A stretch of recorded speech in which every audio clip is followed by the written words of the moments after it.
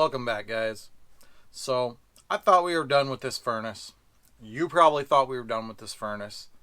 I am absolutely ready to move on to something else, but I need to do things the right way to the best of my abilities. Keep in mind, I'm not a professional. I'm learning as I go. I always claim that. I keep telling you guys I want you to know that so your expectations aren't coming here thinking that I'm the pro that knows, all this stuff and I'm educating you. This is a walking learning journey for me. One of the good things, I guess, negative and good things about putting videos up and showing my learning process is that my mistakes always get pointed out and highlighted. And if you notice, if you're following this series, there's not a part 2 on the internet. There was for a short time, there's not. You might have seen it, you might not have. The gasket, when I put it back on, I searched and searched for one of those gaskets. They don't make it anymore. Couldn't figure out what I was going to do. Ultimately used a liquid gasket maker that's for automotive. It's good for up to 650 degrees. And then lo and behold, after the fact, I get this in. I'm so proud. It did work. It works and everything. And our carbon monoxide detector did not go off. One of my good friends, I found out, actually has his degree. He is qualified as an HVAC technician. It's from years ago, but he has the knowledge. I didn't even know that. Otherwise, I would ask him questions along the way. And he was concerned about that gasket. He thinks that there's a very possible likelihood that automotive gasket will dry out eventually and crack and not seal and not hold and leak, and that carbon monoxide will leak into the camper. Again, anytime I do use this, regardless, there's going to be carbon monoxide detectors in here, but we don't want that. I don't know why I sometimes fail to think about like the streamline trying to solve your exact problem. I always feel like you got to have a replacement or whatever. This isn't the first furnace that they don't make a gasket for anymore, and I don't know why I didn't think of that. And I was trying to problem solve, and so that gasket maker is good for up to 650 degrees.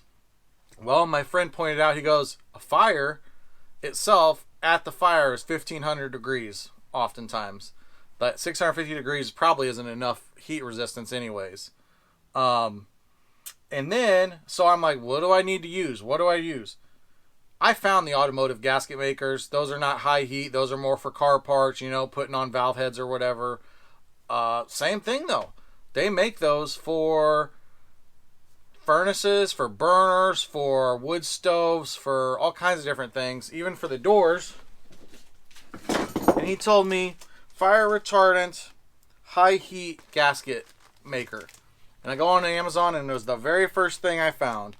This, I didn't know what the old one was made of. It was probably this right here anyways. It looks pretty similar to this. This is Lin gasket paper. It's rated for 2100 degrees Fahrenheit. It's a simple flat sheet. So that's what we're going to do. So what we're doing today is very straightforward. We're going to take that off. We're going to clean up and remove the liquid sealant. And we'll see what that looks like now after a couple days and after it got used. If you remember, I ran this for 30 minutes to see if it worked. So let's go ahead and get into it and let's get this thing taken apart again. And let's fix it right this time. I leave the propane turned off on this. So I didn't even have to go and turn the propane off today because it's already off. And anytime I do that, I also run out the line through the stove, so there's no propane in these lines. So I began with taking that gas line off, which wasn't too difficult, just hard angles to get to. Then I started working on taking off that air line that supplies air and oxygen to the burner. I was very timid about it because that aluminum is great once it gets in place, but it tears fairly easily, I feel like, and it's kind of rigid and not really meant to be moved around a lot. So getting this whole panel and plate off was still pretty difficult because I was trying my best to not damage anything in the process. As you see, I finally got it. Then I was learning about that liquid gasket maker. That stuff is definitely hard now. I didn't know if it was going to stay in a semi-liquid form or not, but it was pretty much like rubber. Came off rather easily. Just had to peel and, used a flat tip screwdriver in a few spots. A scraper or a razor blade probably would have been very helpful, but either way, I got it all off. The one spot I left some was where that window, so you can see the burner in there and see what kind of flame you have is. Unfortunately, there was a little bracket that was originally on there somewhere, and when I took this thing apart, I lost that. Can't find it anywhere. So I am using that liquid gasket maker. The window is still kind of secured on there with that. And my plan was, once I got these pieces cut, to just use a drill and drill a small hole in this well, I want to call it fiberglass, in this paper, in this gasket paper, so that I can still see through that window. As you see, it took me 2 or 3 attempts to cut the right size piece. I definitely wasted some of this, but I wanted to get as good of a seal and as good of a coverage as I possibly could. Okay guys, so I feel pretty good about our new gasket. I went back and watched my video of when I first took this thing off and looked to see how it was for years, who did it before. There was nothing. This whole area was pretty much cut in the same manner. In fact, I don't even think there was as much seal coming up to here, but nothing in between here at all. Went around the sides of the obviously this is where the propane is going to come in and feed in, so I feel comfortable. I drilled a hole through there for that window because I want that to be behind, that glass to be behind there. In fact, I found 2 pieces to this. It's still on there with the gasket maker that I had previously, but this is going to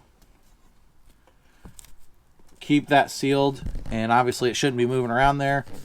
Just to communicate perfectly clear, I did not drill through that window itself. I drilled through the gasket paper. So there's a hole in the gasket paper behind that glass window, just since you can't see it very well. So my plan to adhere everything, because I did not buy any contact cement or anything like that, I couldn't find where I had to use that or that it was necessary. My plan was to use that burner and then the igniters and use the screws and go through everything and put those back on, so kind of the center of it holds that plate, that gasket paper, in place on the plate. And from there, it was just a juggling mess of trying to be very delicate, get that to slide in, and work with that hose. Yeah, the air hose that was on there. So it's a straightforward and simple process, but there was a little bit of effort needed and finesse, and not super easy, but not complicated.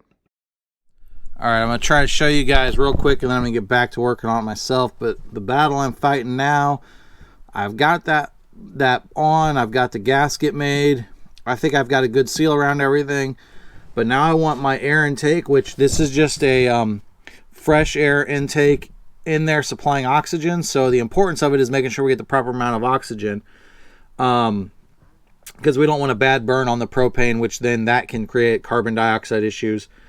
But so at least there shouldn't be any leaks as far as fumes or anything from here. But we tore it a little bit. I'm not too worried about, because that is going to be clamped. And like I said, this is just a positive pressure fresh oxygen feed.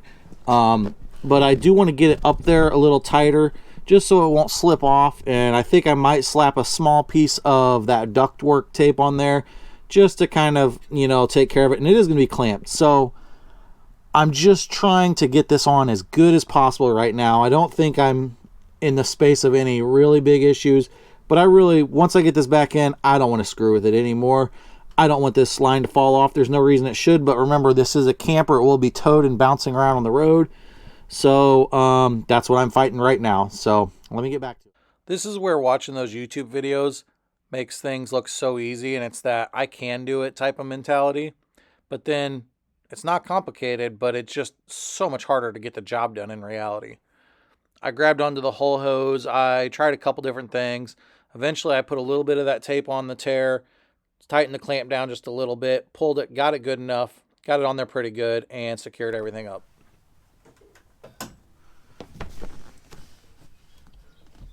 All right, guys, we're going to test this again. Everything took back up. Thermostat's on. Propane's on. Here's the blower. Waiting for an ignition.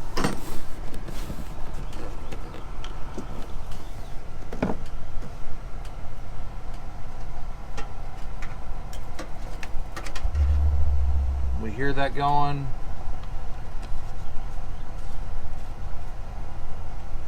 Of course, we do have our carbon monoxide detector in here.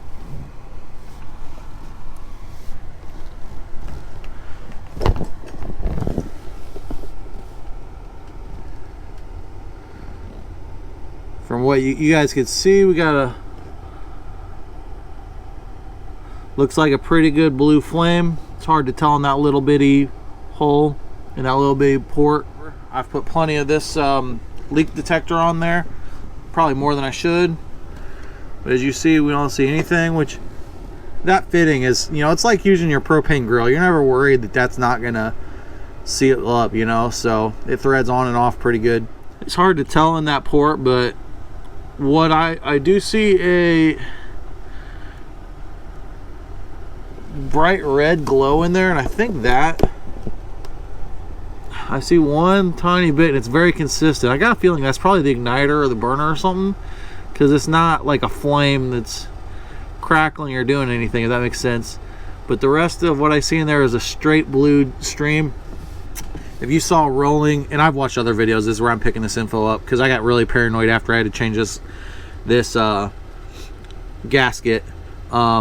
And if you saw like rolling, like going from blue to orange and stuff, that's looking for more oxygen. That's where it becomes very dangerous.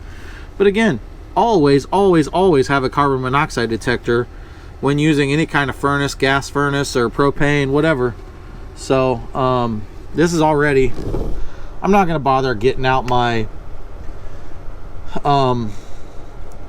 thermometer again, my laser thermometer, but I'll tell you guys, that's nice. That's some strong current, and that's nice and warm and toasty hot. So I think we're good. What little I'm going to use this, I'll definitely use the carbon monoxide detector. It always stinks when I, you know, do something wrong, or you got to learn from your mistakes, guys. But it always feels good when you fix them. So while I thought we were done one video ago, now I think we're done with this Hydroflame 7920 furnace. Like, comment, and subscribe. I'll see you guys next time.